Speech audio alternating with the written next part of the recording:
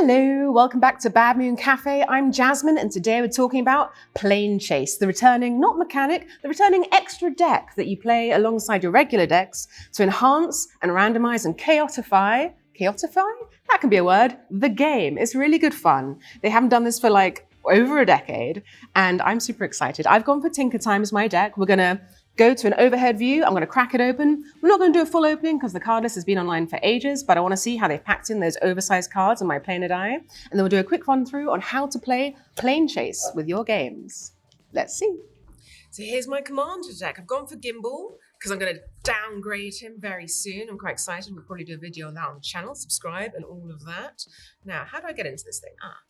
Through the bottom. Interested to see how they've done this. Oh, okay. It's a black envelope. Interesting. As usual, we have this just printed on. Some +1 counters, which we will need in this deck. Our little deck box. Deck, life counter. Ooh! My planar die. I'm quite happy about that. Probably get rid of that in the recycling. All right, I was holding my dice. Okay, so each planar die is different, based roughly on the plane it's in. Got our life wheel, how to play, our tokens, our deck. I'm not going to really go through that this turn. I mostly just wanted to see how they do this, and it's yeah. Oh, I forgot. You get a token, you know what, I'm just going to crack that now.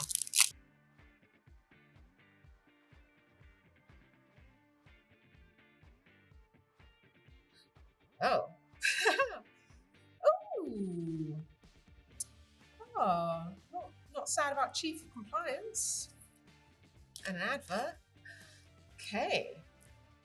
Haha, my phenomenon is a board wipe. Love it. Okay. That. Black envelope and plastic. Fair enough. Planechase backs obviously a little different. And our 10 card deck. Cool.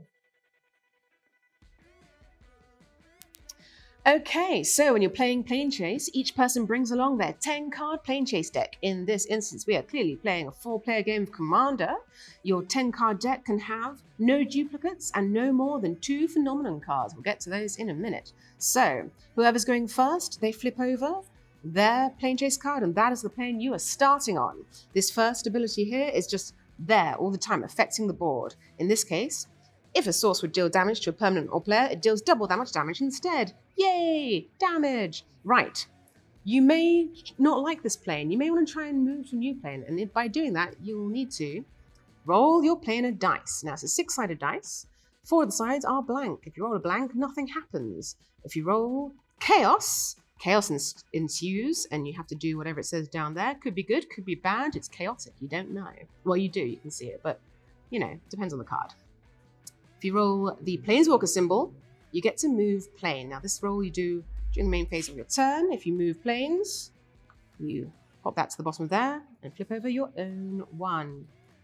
And now this is the board state. That's just affecting it all the time. It's quite fun.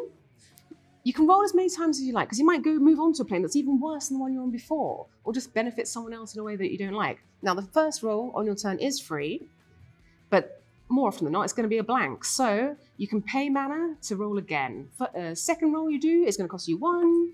Oh, okay. I only need to do it once. Third roll is going to cost you 2. Fourth roll is going to cost you 3, and so on.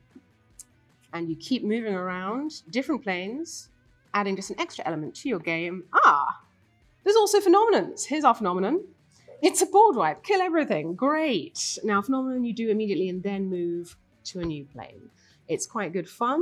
It's not too complicated. Just adds an extra dimension to your game of Magic. Enjoy.